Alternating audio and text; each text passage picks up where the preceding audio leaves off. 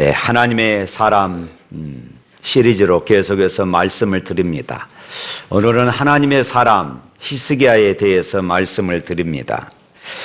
미국 텍사스에서 한 젊은 사업가가 호텔 사업을 시작을 했습니다. 때마침 대공황이 몰려왔고 호텔업의 85%가 부도가 나는 이런 고통스러운 상황이 이어졌습니다. 이 젊은 사업가도 예외가 아니었습니다. 그가 운영하는 호텔도 부도가 났습니다. 이제는 그의 글을 믿고 투자했던 그런 투자자들에게 환불을 해줘야 하는데 환불해 줄 돈이 없는 것입니다. 그는 결국 고민하다가 한 호텔방에 들어가서 죽기로 결심을 합니다. 이제 약을 먹고 자살을 하려고 하는데 그때 때마침 어렸을 때의 어머니가 그에게 들려주었던 하나님의 말씀, 이 성경이 버뜩 떠올랐습니다. 그 어머니의 말씀은 이것이었어요. 얘야, 모든 사람이 다 너를 버려도 하나님은 절대로 너를 버리지 않으실 거야. 하나님은 늘 너와 함께 계셔서 하나님은 너의 피난처가 되시고 너의 요새가 되신단다. 이 말씀을 어머니가 늘 자기에게 해 주었던 것이 떠올랐던 것입니다. 그것이 떠올랐고 그것 때문에 그는 그 입술에서 이제 찬송이 터져 나오는 것이에요. 너 근심 걱정 말아라 주 너를 지키리 주 날개 밑에 거하라 주 너를 지키리. 자신도 모르게 이 찬양이 터져 나오는 것이에요. 그리고 또 기도하기 시작합니다. 눈물로 무릎을 꿇고 회개하며 기도합니다. 그동안 제가 하나님의 뜻대로 살지 못했습니다. 사업한다고 주님을 떠나 있었습니다. 그런 눈물을 흘리면서 하나님 앞에 통곡하며 회개 기도를 드릴 때에 그 마음 가운데 세상이 줄 수 없는 평강이 찾아들었던 것이에요. 이제 마음에 용기가 생겼습니다. 그래서 그는 투자자들을 불러 모았습니다. 그리고 그들에게 이렇게 고백했어요. 여러분, 제가 여러분들에게 큰 잘못을 저질렀습니다. 저는 호텔이 부도가 났고 저는 이제 여러분들에게 투자한 돈을 돌려드릴 수가 없습니다. 제가 자살하려고 했는데 하나님께서 저를 찾아오셔서 어머니를 통하여서 저에게 하셨던 말씀이 생각이 나게 했습니다. 제가 여러분에게 잘못한 것이 너무 많습니다. 다시 저에게 한 번만 기회를 주십시오. 제가 다시 일어나서 여러분들의 원금과 이자를 꼭 한 푼도 빠지지 않고 다 돌려드리겠습니다. 저를 한 번만 믿어주세요. 이 젊은이의 이 말에 투자자들이 감동을 받았어요. 야, 그래요. 우리 한번 믿어줍시다. 우리 한번 믿어줍시다. 이렇게 해서 이 젊은 이 사업가가 다시 사업을 시작하게 되었는데 너무나도 잘 되어서 대성공을 이루게 되었습니다. 세계적인 호텔 체인 사업을 했던 힐튼 호텔의 이 창시자였던 콘네드 힐튼이라는 사람의 이야기입니다. 그는 2007년에 미래사라는 출판사에서 기도로 꿈을 이룬 호텔 왕 힐튼이라는 제목으로 책을 발간하기도 했던 사람입니다. 그는 기도로 꿈을 이룬 호텔 왕이었습니다. 기도의 생생한 역사를 많은 사람들에게 간증하고 많은 사람들에게 기도 응답의 확신을 주었던 그런 사람이었습니다. 저는 우리 그리스도인들은 참 행복한 사람이라고 믿습니다. 왜냐하면은 세상 사람들은 사업을 하다가 그 사업이 망하면은 이것저것 뛰어다니다가 그것에서 해결되지 않으면은 결국 최후의 선택을 하고 마는 이런 모습들을 보게 됩니다. 그런데 우리 그리스도인들은 그것이 끝이 아닙니다. 우리에게는 아직도 이 기도라고 하는 비장의 카드가 남아있기 때문입니다. 이것이 우리만이 가지고 있는 비밀병기입니다. 할렐루야. 기독교인들은 그래서 기독교인들의 절망은 기도할 수 없을 때 찾아오는 것입니다. 우리에게 기도할 믿음이 조금만 남아있다면 오늘 저와 여러분들에게는 소망이 있는 것입니다. 할렐루야. 오늘 본문은 이렇게 말하고 있어요. 그때에 히스기야가 병들어 죽게 되니, 그때에 이렇게 말하고 있어요. 여기서 이 그때는 주인공 히스기야가 병이 들거나 죽어야 할 상황이 아니라고 하는 뜻을 포함하고 있는 것이에요. 이 유대 나라는 다윗과 솔로몬 왕국 이래로 계속해서 이 어두운 시대를 보내고 있는 그런 상황이었어요. 나라를 다스리는 왕들이 하나같이 하나님을 떠나버리고 우상을 숭배했고 백성들은 어리석었습니다. 여로보암, 나답, 시므리가 그랬고 오므리, 여호람, 예후가 그랬고 호세아가 그랬습니다. 이런 가운데 히스기야 왕이 등장하여서 이 조상들이 역대 왕들이 세웠던 우상들을 파괴하고 성전을 수축하고 하나님 전에 나아가서 엎드려 기도하고 백성들에게 선정을 베풀었던 그런 왕이었어요. 특별히 히스기야 왕은 아수르 군대 사네립이 예루살렘을 포위하고 항복하라는 선전 보고문을 보냈는데 그것을 가지고 성전에 들어가서 하나님 앞에 엎드려 기도했어요. 그랬더니 하나님께서 18만 5천 명이라고 하는 이런 적군들을 하루 사이에 다 격퇴해버리는 이런 놀라운 기적 같은 이런 대성을 체험하기도 했었습니다. 이제는 좀 안심하고 편안히 살 수 있는 이런 환경이 되었습니다. 바로 그 순간 왕에게 갑작스러운 병이 찾아왔습니다. 그 질병으로 인하여서 죽음이 예고되었던 것이에요. 왕의 주치의도 더 이상 희망이 없다고 말합니다. 정말로 이 왕의 병세는 절망적이었어요. 그때 하나님의 사람이었던 이사야 선지자가 또 히스기야에게 찾아와서 그렇게 말합니다. 당신은 더 이상 살 수 없습니다. 이제 집을 정리하십시오. 최후 통첩을 그렇게 날린 것이었습니다. 이때 왕의 나이가 39살이었습니다. 본문은 이 사건을 두고 그때에 이렇게 지금 말하고 있는 것이에요.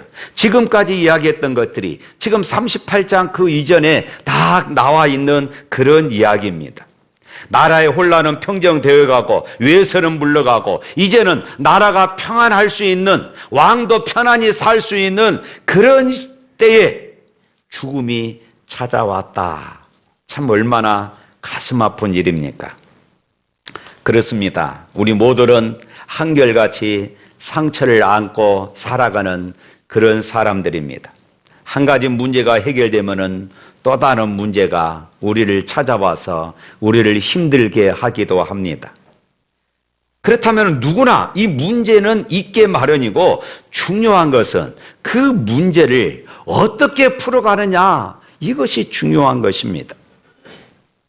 문제에 부딪혔을 때에 히스기야는 어떻게 했습니까? 그는 의원을 불러오라. 각지에 퍼져 있는 명의들을 다 모아오라. 이렇게 법석을 떨지 않았습니다. 그는 단순히 아픔만 보고 절망하지 않았어요. 하나님이나 누구를 원망하지 않았습니다. 그는 하나님 앞에 기도하기 시작했어요. 우리 2절 말씀 한번 읽어볼까요? 2절 말씀 시작. 히스기야가 얼굴을 벽으로 향하고 여호와께 기도하여.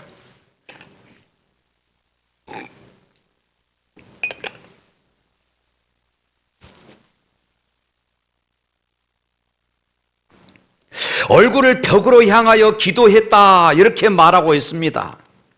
얼굴을 벽으로 향했다. 그 벽은 성전을 향한 벽이었습니다. 지금 당장이라도 성전에 달려가서 울부짖고 싶었지만은 병세가 악화되어서 그렇게 할 수가 없었습니다. 그래서 그는 성전을 바라보고 이렇게 기도했던 것입니다. 우리 그리스도인들에게 있어서 신앙의 삶의 중심은 언제나 성전입니다. 할렐루야.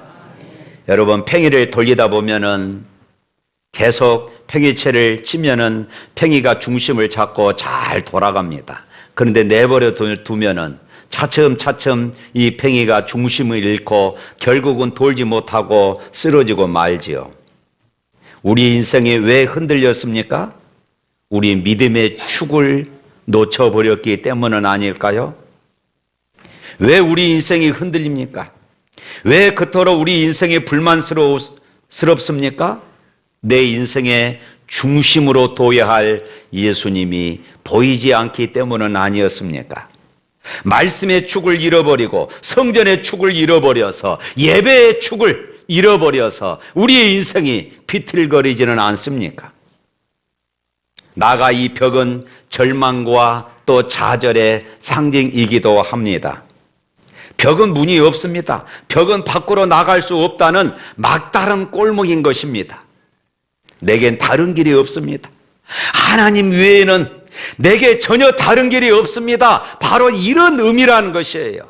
그런 의미로 지금 히스기야가 벽을 바라봤다는 것입니다.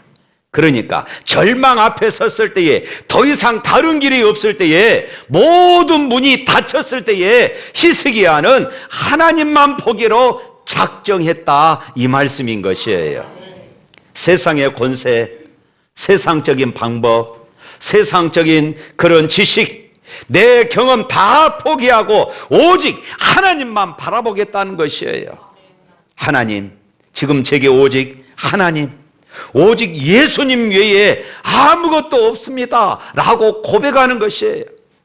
사랑하는 성도 여러분, 그렇다면 우리에게 길이 막히는 이유를 우리가 생각해 봐야 합니다.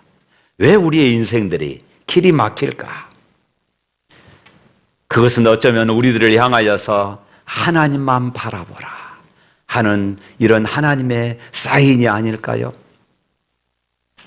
땅의 문이 닫혔을 때에 하늘을 향하여 고개를 들어야 하는 하나님의 초청이라는 이런 말씀입니다.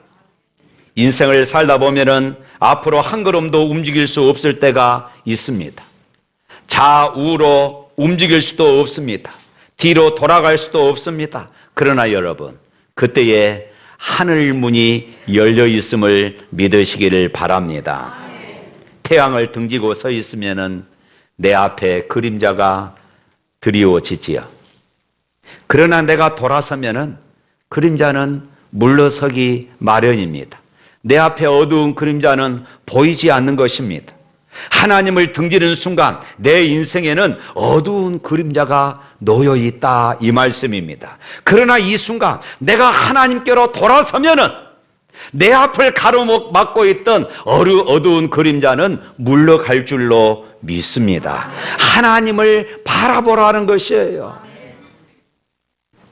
히스기야가 얼굴을 벽으로 향하여 무엇을 했습니까? 우리 3절 말씀 읽어볼까요? 이르되 여호와여 구하오니 내가 주 앞에서 진실 전심으로 행하며 주의 목전에서 선하게 행한 것을 기억하옵소서 하고 히스기야가 심히 통곡하니. 자기 자신을 있는 그대로 다 내려놓고 기도합니다. 꾸밈이 없어요. 감춤이 없습니다. 마음을 쪼개놓고 내가 얼마나 주님을 사랑했는지, 내가 얼마나 주님 앞에 충성을 했는지, 내가 얼마나 연약한 존재인지, 내 허물과 부족함이 무엇인지 사사시 그리고 낱낱이 주님 앞에 고백하며 기도했습니다. 하나님, 하나님 앞에 내가 감출 것은 아무것도 없습니다. 하나님 앞에 내가 숨길 수가 없습니다. 나의 가장 작은 충성마저도 하나님은 다 알고 계십니다. 내가 얼마나 주님을 사모하는지, 내가 얼마나 주님의 은혜를 그리워하는지 하나님은 보고 계십니다. 이렇게 간절히 기도하는 것이에요. 그리고 이어지는 말이 심히 통곡했다. 통곡을 안 할 수가 없었습니다.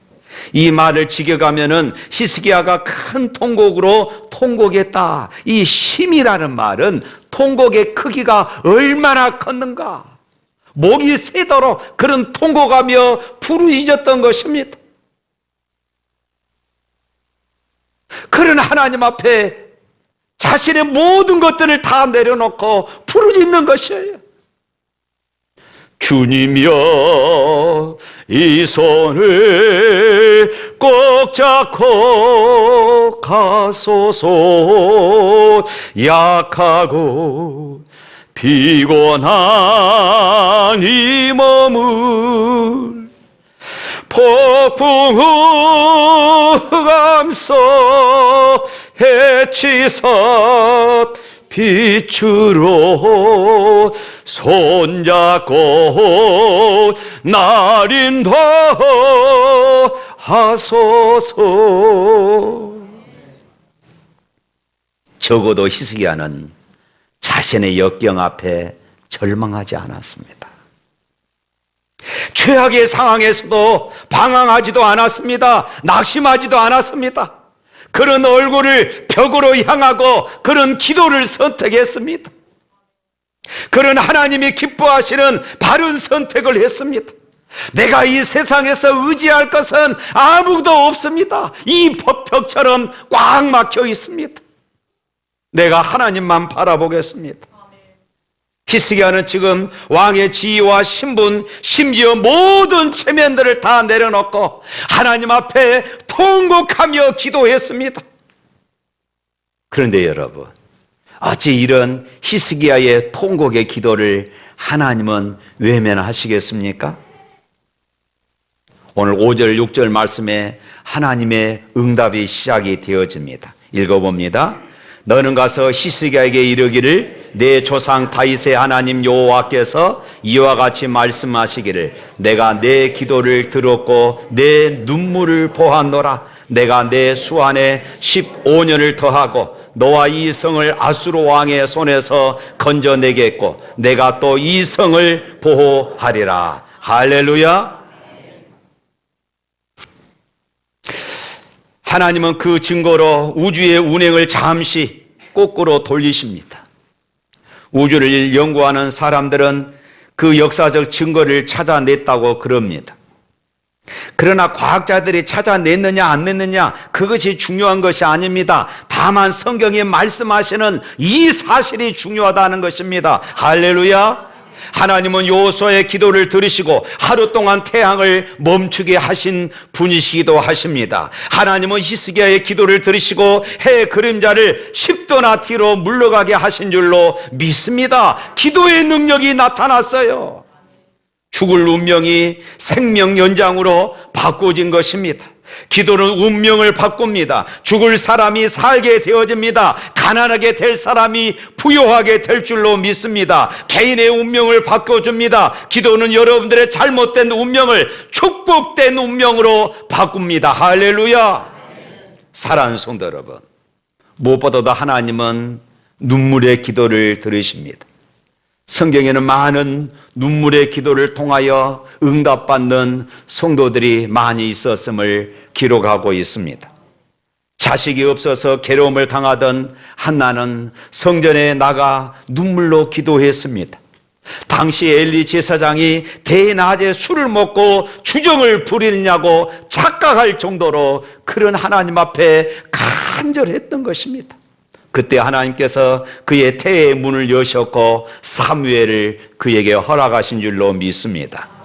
하나님 마음에 합한 자로 최고의 칭찬을 받았던 다윗 역시 눈물로 기도했어요. 시편 42편 3절 말씀에 보면은 이렇게 기록하고 있습니다. 다 같이 읽어봅니다. 사람들이 종일 내게 하는 말이 네 하나님이 어디 있느냐 하오니 내 눈물이 주야로 내 음식이 되었도다. 예수님도 눈물로 기도하셨어요. 멸망에 가는 예루살렘 성을 바라보시면서 안타까움의 눈물을 흘리며 기도하셨습니다.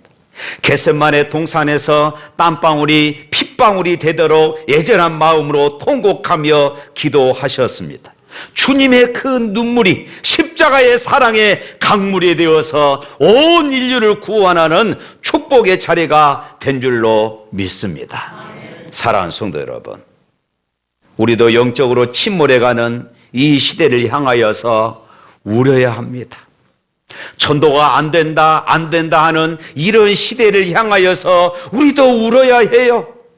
눈물을 흘릴 필요가 없는 상태가 복이 아니라 눈물을 흘리며 부르짖어 기도할 수 있는 상태가 복인 것입니다. 우리 신앙은 역설적인 진리로 가득 차 있습니다. 우리의 본성은 웃고 싶지 울고 싶은 사람은 없습니다. 눈물을 흘리며 통곡하고 싶지 않습니다. 그런데 여러분, 눈물이 없는 곳에 은혜가 없는 것입니다. 눈물이 있다는 것은 그 사람이 아직 은혜를 사모하고 있다는 증거가 되는 것입니다. 내가 통곡하며 눈물로 기도해 줄 사람이 있는 사람은 행복한 사람인 것이에요. 밤을 지새우며 눈물로 부르짖어 기도할 기도의 제목이 있는 사람은 복 있는 사람인 것을 믿습니다. 세상은 우리가 별 어려움 없이 순탄한 것이 복이라고 이렇게 말합니다. 더 이상 눈물로 기도하지 않아도 될 만큼 내가 평안해서 행복하다고 이렇게 말하기도 합니다. 그런데 오히려 성경은 그 반대로 말하고 있어요. 심령이 가난한 자가 복이 있다. 애통하는 자가 복되다. 의에 줄이고 목마른 자가 복되다고 이렇게 가르치고 있습니다. 왜 그럴까요? 이런 사람들에게 하나님이 찾아오시고 이런 사람들에게 하나님이 가까이 하시기 때문에 그렇습니다. 우리가 고난의 때도 기도해야 되겠지만은 아무런 문제 없이 평안할 때도 깨어 기도해야 할 이유가 바로 여기에 있는 것입니다. 사랑하는 성도 여러분, 하나님께서 히스기야의 눈물을 보았다고 이렇게 말씀하고 있습니다. 내가 내 기도를 들었고 내 눈물을 보았노라, 이렇게 지금 말씀합니다. 그렇습니다. 하나님은 우리의 눈물을 보기를 원하십니다. 여러분, 눈물로 기도해 본 적이 언제입니까? 하나님은 눈물의 기도를 원하십니다. 교만한 눈으로 다른 사람들을 정죄하고, 교만한 눈으로 교회의 약점들을 들춰내고, 교만한 눈으로 목사의 허물들을 들춰내는 것이 아니라 자신을 바라보며 회개하는 그런 사람들을 하나님은 찾고 계시는 것입니다. 하나님은 지금도 우리의 신앙을 보고 계십니다. 하나님은 지금도 우리의 기도를 듣고 계십니다. 하나님은 지금도 우리의 눈물을 보고 계십니다. 그리고 우리를 축복하시는 하나님이십니다. 이 얼마나 놀라운 일입니까? 하나님은 눈물의 기도를 결코 예면하지 않으십니다. 우리의 삶이 어떠한 절망적인 상황이라 할지라도 눈물로 부르짖는 자의 기도를 하나님은 들으시고 응답하심을 믿으시기를 축복합니다. 우리가 잘 아는 예레미야서 33장 3절 말씀입니다. 우리 다 같이 읽어봅니다. 너는 내게 부르짖으라. 내가 내게 응답하겠고 네가 알지 못하는 크고 은밀한 일을 내게 보이리라. 때로는 예레미야가 주장했던 것처럼, 때로는 히스기야가 기도했던 것처럼 우리가 부르짖어 기도해야 합니다. 두 손을 들고 눈물로 통곡하며 하나님 앞에 우리가 기도해야 할 때가 있습니다. 어떤 분들은 이렇게 말합니다. 야, 하나님이 기먹었냐? 그렇게 큰 소리로 기도하게. 못된 자식이 부모님 앞에 큰 소리 치듯 어떻게 하나님 앞에 큰 소리로 떠드냐고 이렇게 말하는 분도 있습니다. 그러나 그것은 아직 그 사람이 뜨거운 맛을 보지 못하기 때문에 아마 그럴 것이에요. 여러분의 발등위에 뜨거운 물이 떨어지면 뜨겁다, 그럴 사람이 어디 있습니까? 뜨거워, 발작 뛰는 것입니다. 자기도 모르게 소리를 지르는 것이에요. 우리가 상습적으로 하나님 앞에 큰 소리로 부르짖을 수는 없지만은 때로는 우리의 심령이 공고하고 갈급할 때에 우리가 부르짖어 기도할 수밖에 없는 것이에요. 어떨 때는 너무 괴로워서 큰 소리로 부르짖을 수가 없을 때에 신음하며 내 속에서 끙끙 앓면서 그렇게 매달리는 것입니다. 때로는 절하를 하면서, 때로는 금식을 하면서 우리가 하나님 앞에 부르짖어야 할 때가 있다는 말씀입니다. 우리가 기도를 크게 하느냐 작게 하느냐, 이것이 중요한 것이 아니라 우리의 심령이 얼마나 간절한 심정으로 하나님을 붙잡느냐, 바로 이것입니다. 사랑하는 성도 여러분, 눈물의 기도는 우리의 영혼을 지켜주는 방패입니다. 눈물의 기도는 하나님께 드리는 최고의 헌신이 되는 것입니다. 눈물의 기도는 강력한 마귀의 진을 쳐부수는 최고의 무기가 되는 것을 믿으시기를 축복합니다. 분명 하나님은 눈물을 보시는 하나님이십니다. 오늘 하나님의 사람 히스기야를 통하여 오늘 우리에게 그것을 가르쳐주고 있습니다. 내가 내 기도를 들었고 내 눈물을 보았노라. 눈물을 강조하여서 말씀하고 계셔요. 기도하며 흘리는 눈물을 귀하게 보시는 하나님이심을 믿습니다. 할렐루야. 찬양하겠습니다.